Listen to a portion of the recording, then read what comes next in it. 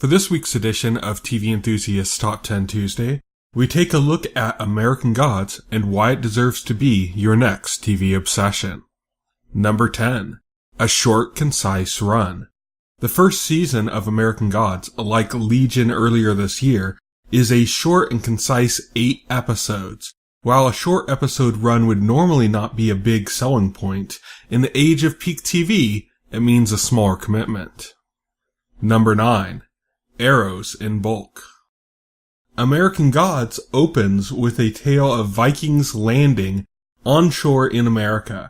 What follows are scenes of over-the-top and often comical brutality, which hopefully serves to establish a precedent for the wondrous absurdity the series will pay off throughout its run.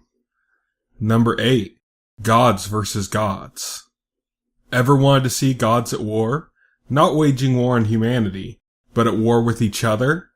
That is what American Gods is promising, as old gods from world mythologies struggle against the rising power of the new gods that represent our modern lifestyles.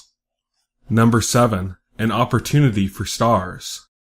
Starz has a number of absolutely brilliant series that have gone largely unnoticed.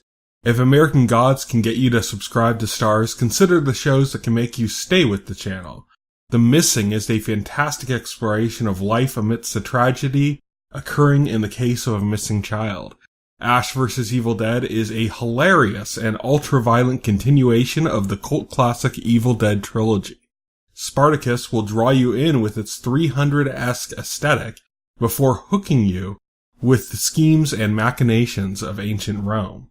The list goes on and on. Black Sails, Outlander, Da Vinci's Demons, Party Down, and more await you. Number 6. An amazing, sex scene? Perhaps the most stunning scene of the series' first episode is a fantastic sex scene that is just so much more than it appears to be on the surface. Another amazing sex scene from a Bryan Fuller series, following in the footsteps of Hannibal's kaleidoscopic lesbian scene that suggested things far more perverse and obscene than they could outright show on network television. With American Gods, all broadcast limits from standards and practices are gone. As a result, fans of the book of the same name were stunned that the scene they thought impossible for television is now something that very much exists. Number 5. Americana on display. Among many other stunning aspects of the series' elaborate presentation is a clear love letter to all things Americana. Barren long highways, 1950s-esque googie architecture, and neon light. Lots of neon light. The opening credits for the series worship at the foot of all things neon. It is concentrated Americana. Number 4. Gorgeous production. The series is just, wow. Awe-inspiring, if that even does the show justice. Like Hannibal before it, the colors and detail are rich and oily dark. But American Gods has another trick up its sleeve. The series uses a high shutter speed to create an ultra-detailed hyper-realism that can be downright jarring in its ability to make something so real that it actually becomes surreal. The effect was used to a much different effect in the 1998 film Saving Private Ryan, in which a high shutter speed was used to portray the jarring clarity of war. With American Gods, the effect creates an absolutely stunning final shot for the series' first episode, unlike anything seen before on television. Number 3. The source material.